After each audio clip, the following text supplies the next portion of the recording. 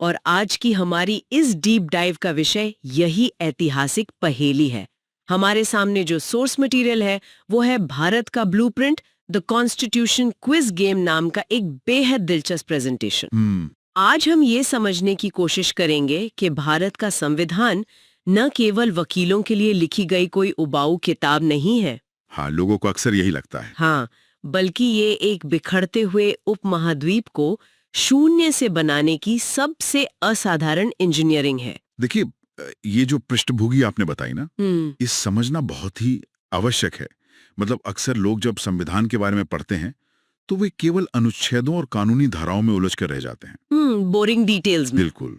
वे भूल जाते हैं कि 1946 में जो संविधान सभा बैठी थी, उसके सामने एक बहुत बड़ा अस्तित्व का संकट था। उनके पास कोई ऐसा रेडीमेड नक्शा नहीं था जिसे वे सीधे लागू कर सकें। हाँ, मतलब कॉपी पेस्ट का तो ऑप्शन ही नहीं था। एकदम नहीं। करोड़ों लोगों की उम्मीदें, भयानक गरीबी, सैकड़ों अलग अलग भाषाएं और रियासतों के अपने अपने हित। बिना किसी मास्टर प्लान के ये नया देश ताश के पत्तों की तरह कभी भी बिखर सकता था। बाप रे। तो इसलिए आज जब हम इस ब्लूप्रिंट के पन्नों को पलटेंगे तो हमारा ध्यान सिर्फ इस बात पर नहीं होगा कि उन्होंने कौन सा नियम बनाया, बल्कि इस बात पर होगा कि उन्होंने वो नियम क्यों और कैसे बनाया।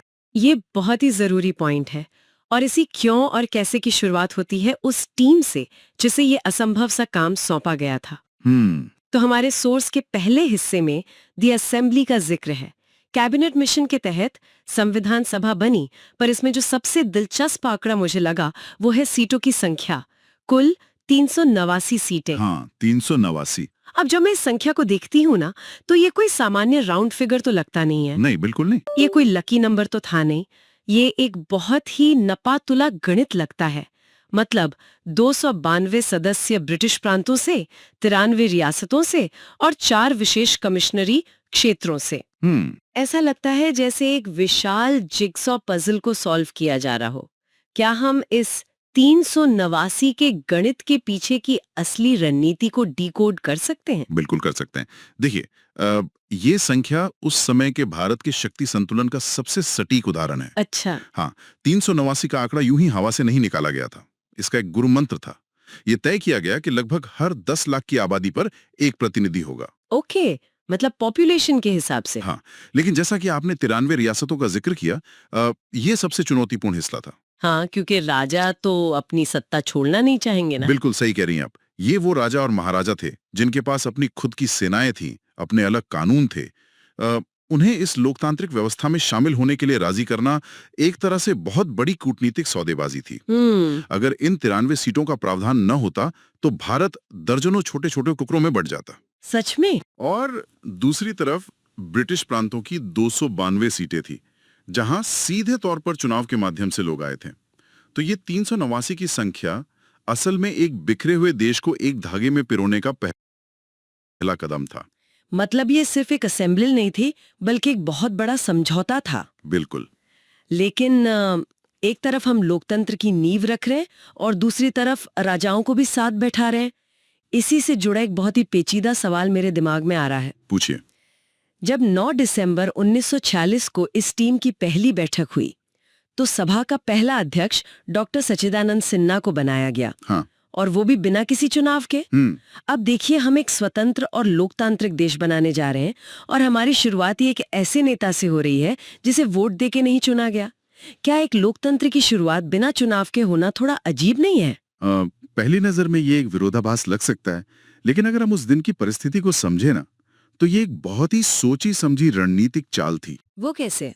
देखिए, उस हॉल में जो 389 लोग बैठे थे, उनमें भयंकर वैचारिक मतभेद थे। हाँ। कई लोग तो पहली बार एक दूसरे की शक्ल देख रहे थे। हाँ, बहुत टेंशन रही होगी। बिल्कुल। अगर पहले ही दिन अध्यक्ष पद के लिए वोटिंग करवा दी जाती तो शायद शुरुआत ही एक बड़े राजनीतिक टकराव और गुटबाजी से होती। ओह, मतलब पहले दिन दंगल शुरू हो जाता। एकदम। ऐसे में उन्होंने एक स्मार्ट तरीका निकाला। उन्होंने फ्रांस की एक पुरानी संसदीय परंपरा का सहारा लिया। फ्रांसीसी परंपरा? हाँ, फ्रांसीसी परंपरा के अनुसार जब तक स्थायी अध्यक्ष का चुनाव नहीं हो जाता, तब तक सभा के सबसे बुजुर्ग और अनुभवी व्यक्ति को सम्मान के तौर पे अध्यक्ष बनाया जाता है। अच्छा, मतलब एक ऐसे व्यक्ति को कुर्सी देना जिस पर कोई भी पक्ष उंगली ना उठा सके। बिल्कुल। डॉक्टर सच्चिदानंद सिन्हा उस सभा के सबसे वयोवृद्ध सदस्य थे और हमारी भारतीय संस्कृति में भी तो बड़ों के सम्मान की एक गहरी परंपरा रही है ना। हाँ, ये बात तो है। तो जब उनका नाम प्रस्तावित किया गया तो किसी ने विरोध ही नहीं किया। ये एक बेहतरीन स्टॉप गैप व्यवस्था थी जिसने सभा को शुरुआती झटके से बचाया। और फिर 2 दिन बाद 11 दिसंबर को डॉक्टर राजेंद्र प्रसाद को पक्के तौर पर चुनाव के जरिए अध्यक्ष चुन लिया गया। अरे वाह! मतलब बिना चुनाव के सिन्हा जी को कुर्सी देना कोई अलोकतांत्रिक कदम नहीं था, बल्कि वो तो एक सेफ स्पेस बनाने की कवायद थी। बिल्कुल, एक शांत शुरुआत के लिए। ये वाकई एक मास्टर स्ट्रोक था। अब एक बार जब टीम बन गई है और कप्तान तय हो गए हैं, तो जाहिर सी बात है, सबसे पहला काम पुलिस या टैक्स के नियम बनाना तो होगा नहीं। नहीं, सबसे पहले तो पहचान तय करनी थी। हाँ, इस नए देश का फलसफा क्या होगा, और यहीं से हम प्रस्तावना यानी प्रिएम्बल की ओर बढ़ते हैं। हमारे सोर्स में जिक्र है कि मशहूर वकील N.A. पालकीवाला ने प्रस्तावना को संविधान का परिचय पत्र या आईडी कार्ड कहा है। पर मुझे लगता है कि ये किसी ब्लॉकबस्टर फिल्म के ट्रेलर जैसा ज्यादा है। हाँ, आप कह सकती हैं। जिसे देखकर ही पूरी फिल्म का अंदाजा लग जाता है। और इस आईडी कार्ड में एक 325 के सीक्रेट कोड का जिक्र है। 325 का कोड, बिल्कुल। हाँ, 3 तरह का न्याय, 2 तरह की समानता। पर मैं पूछना चाहूंगी, नागरिकों को जो आजादी यानी लिबर्टी दी गई है, वो कितनी है? मैं चाहूंगी आप इस पर थोड़ी रोशनी डालें। जरूर। ये 325 का कोड वास्तव में हमारे संविधान की आत्मा है। और इसमें जो 5 है ना, यानी 5 प्रकार की स्वतंत्रता, वो सबसे ज्यादा क्रांतिकारी है। वो 5 कौन सी हैं? विचार, अभिव्यक्ति, विश्वास, धर्म और उपासना की स्वतंत्रता। अब देखिए, हमें ये समझना होगा कि 1946 के उस दौर में इन 5 चीजों की गारंटी देना कितना बड़ा कदम था। हम एक ऐसे देश के रूप में आजाद हो रहे थे जो सदियों से सिर्फ हुक्म मानने का आदी था। सही बात है। जहां लोगों की सोच पर भी पहरा था। तो इन 5 स्वतंत्रताओं को प्रस्तावना में सबसे ऊपर रखने का मतलब था कि नया भारतीय राज्य अपने नागरिकों के दिमाग और उनकी आत्मा पर कोई कंट्रोल नहीं रखेगा। लेकिन एक सेकंड, मैं यहाँ थोड़ा पुशबैक देना चाहूंगी। हाँ, बताइए। ये सुनने में बहुत अच्छा लगता है, वैचारिक और आध्यात्मिक आजादी, लेकिन हम बात कर रहे हैं 1940 के दशक के भारत की। एक ऐसा समाज जो जातिवाद, सांप्रदायिकता और भयानक असमानता से बुरी तरह बटा हुआ था। बिल्कुल। ऐसे बटे हुए समाज में बिना किसी पूर्व शर्त के लोगों को अभिव्यक्ति और धर्म की इतनी व्यापक आजादी दे देना, क्या एक बहुत बड़ा रिस्क या जुआ नहीं था? मतलब क्या इससे अराजकता फैलने का खतरा नहीं था? आपका ये सवाल बिल्कुल लाजमी है और उस समय कई विचारकों के मन में भी यही डर था। हाँ, जाहिर सी बात है। ये सच में एक बहुत बड़ा जुआ था। लेकिन संविधान निर्माताओं का तर्क ये था कि अगर आप एक ऐसे समाज को मॉडर्न बनाना चाहते हैं जो सदियों से दबा कुचला है, तो आपको सबसे पहले उनके मन से डर निकालना होगा। ओके। देखिए, अगर हम उन्हें सिर्फ प्रशासनिक आजादी देते और वैचारिक आजादी नहीं देते, तो हम तो बस अंग्रेजों की जगह एक नई देसी हुकूमत ला रहे होते ना। मतलब चेहरा बदलता, सिस्टम वही रहता। बिल्कुल। हाँ। तो अभिव्यक्ति और विश्वास की आजादी इसलिए जरूरी थी ताकि समाज की कुरीतियों के खिलाफ लोग खुलकर बोल सकें। बिना इस आजादी के कोई भी सामाजिक सुधार कभी संभव ही नहीं हो पाता। अरे वाह, ये बहुत ही गहरा पॉइंट है। मतलब प्रस्तावना में लिखे शब्द सिर्फ सजावट नहीं थे, बल्कि वे बदलाव के हथियार थे। एकदम सही। लेकिन देखिए, आईडी कार्ड पर आजादी का वादा करना बहुत आसान है। तो कागज पे तो कुछ भी लिख दो। वही तो। असल जिंदगी में इन वादों को लागू करने के लिए और सरकारों की मनमानी से बचाने के लिए एक मजबूत कवच की जरूरत थी। और यहीं से हम मौलिक अधिकारों यानी फंडामेंटल राइट्स के उस हिस्से में आते हैं जिसे भारत का मैग्ना कार्टा कहा गया है। बिल्कुल। संविधान का भाग 3 वो कवच है जो नागरिकों के इन अधिकारों की रक्षा करता है। पर एक बात बताइए, जब हम अंग्रेजों से आजाद हो रहे थे, तो मैग्ना कार्टा जैसा विदेशी शब्द क्यों इस्तेमाल किया गया? देखिए, जब हम मैग्ना कार्टा कहते हैं तो हम 1215 के उस ऐतिहासिक ब्रिटिश दस्तावेज का संदर्भ लेते हैं जिसने दुनिया में पहली बार ये तय किया था कि राजा भी कानून से ऊपर नहीं है। अच्छा, मतलब एक सिंबल के तौर पे। हाँ, भारत के संदर्भ में मौलिक अधिकार वो लक्ष्मण रेखा है जिसे कोई भी सरकार, चाहे वो कितनी भी ताकतवर क्यों ना हो, आसानी से पार नहीं कर सकती। पर हमारे सोर्स मटेरियल में बताया गया है कि मौलिक अधिकारों का ये ढांचा हमने अमेरिका से लिया है, राइट? जी बिल्कुल। कमी नहीं थी। हम्म। दूसरी तरफ भारत भयंकर गरीबी और अशिक्षा से जूझ रहा था। हमें जमींदारी खत्म करनी थी, स्कूल बनाने थे। ऐसे में अगर आप नागरिकों को अमेरिका की तरह असीमित अधिकार दे देंगे, तो क्या सरकार हमेशा मुकदमों में ही नहीं उलझी रहेगी? क्या हमने सिर्फ वहां से कॉपी पेस्ट कर लिया था? नहीं नहीं, कॉपी पेस्ट बिल्कुल नहीं किया था। और जो सवाल आप पूछ रही है ना, ये संविधान सभा की बहसों का सबसे गर्मा गर्म मुद्दा था। अच्छा। हाँ, ये सच है कि अमेरिका न्याय और अधिकारों के मामले में एक सुपर पावर था, इसलिए हमने नागरिकों को ताकतवर बनाने के लिए ये आइडिया वहां से लिया। लेकिन भारतीय परिस्थितियों में उसे हूबहू लागू करना आत्महत्या करने जैसा होता। इसीलिए हमारे संविधान निर्माताओं ने एक बहुत ही स्मार्ट गुरु मंत्र अपनाया। उन्होंने एक शानदार संतुलन खोजा। वो कैसे? उन्होंने नागरिकों को राजनीतिक और नागरिक अधिकार तो दिए, जैसे बोलने की आजादी, और उन्हें न्यायालय द्वारा लागू करने योग्य बनाया। मतलब आप कोर्ट जा सकते हैं? हाँ, लेकिन जिन अधिकारों में राज्य का पैसा और संसाधन खर्च होना था, जैसे रोजगार का अधिकार या मुफ्त शिक्षा, उन्हें उन्होंने मौलिक अधिकारों से अलग कर दिया। ओहो, और यहीं पर वो नीति निर्देशक तत्व या डीपीएसपी का कॉन्सेप्ट आता है, जो हमने आयरलैंड से लिया। बिल्कुल सटीक। ये तो एक शॉपिंग कार्ट की तरह हो गया ना। मतलब दुनिया भर से जो अच्छी चीजें हैं वो अपनी कार्ट में डाल लो, ग्लोबल गुडीज। हाँ, आप इसे ग्लोबल गुडीज कह सकती हैं। जैसे यूके ने हम पर राज किया तो उनकी संसदीय प्रणाली हमें समझ आ गई थी, तो हमने संसद वहां से ले ली। और आयरलैंड से हमने ये निर्देशक तत्व ले लिए, क्योंकि वहां भी गरीबी थी, तो नीतियां आयरन जैसी मजबूत होनी चाहिए, पर तुरंत कोर्ट में लागू नहीं हो सकती। एकदम सही पकड़ा आपने। भारत ने भी यही किया। ये जो डीपीएसपी है ना, ये असल में सरकार के लिए नैतिक निर्देश हैं। अगर सरकार आपको बोलने नहीं देती तो आप सुप्रीम कोर्ट जा सकते हैं, लेकिन अगर सरकार आपको तुरंत सरकारी नौकरी नहीं दे पाती तो आप उस पर मुकदमा नहीं कर सकते।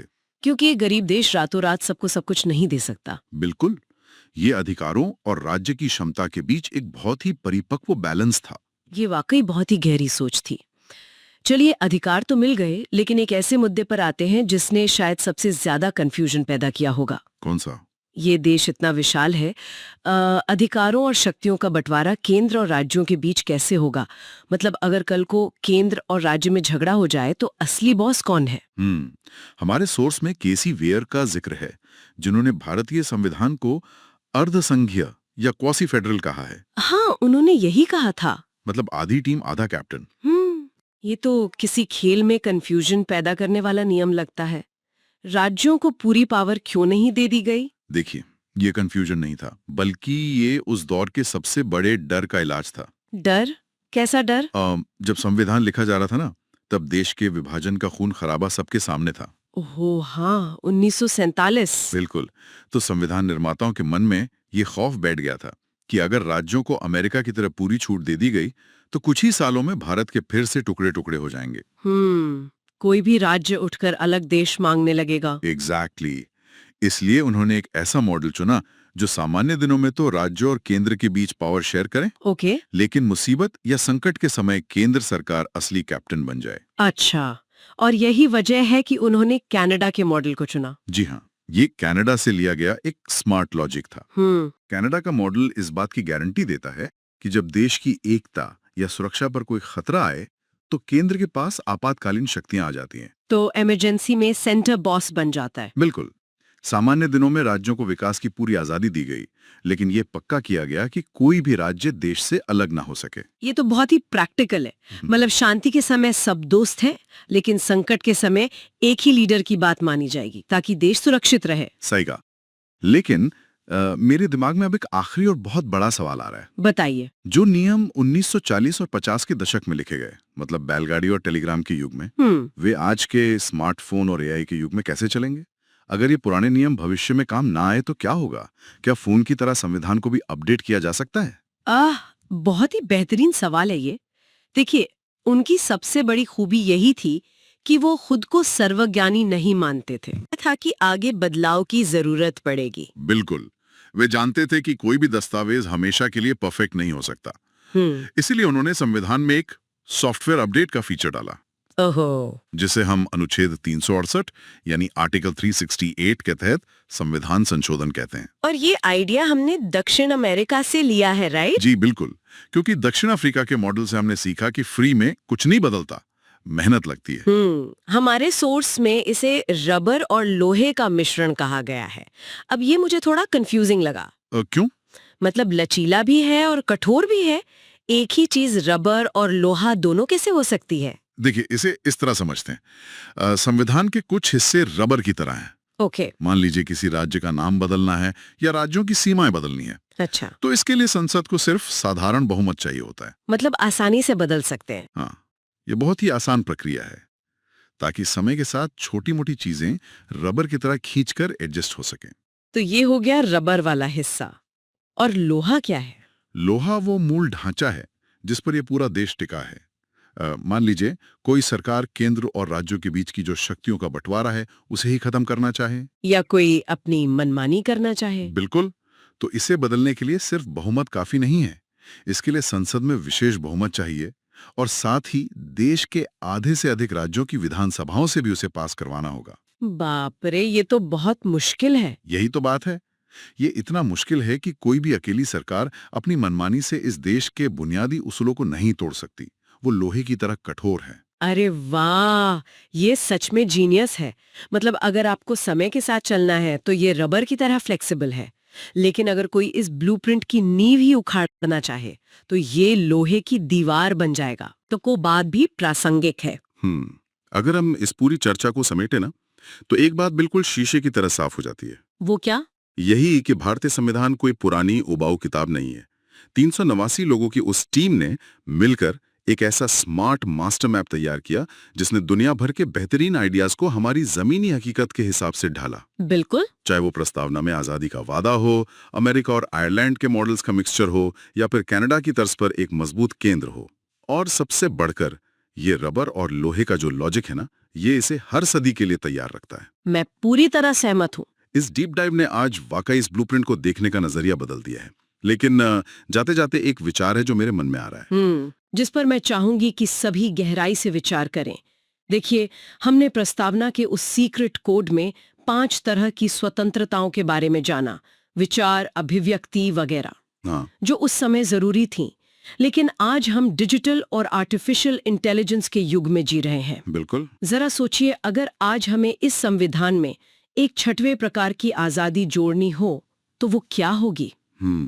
बहुत ही दिलचस्प सवाल है। क्या वो डिजिटल प्राइवेसी की आजादी होगी, या फिर इंटरनेट से पूरी तरह डिस्कनेक्ट होने की आजादी? आज के इस दौर में असली आजादी क्या है, इस पर जरूर विचार कीजिएगा। हमारे साथ इस दिलचस्प सफर में शामिल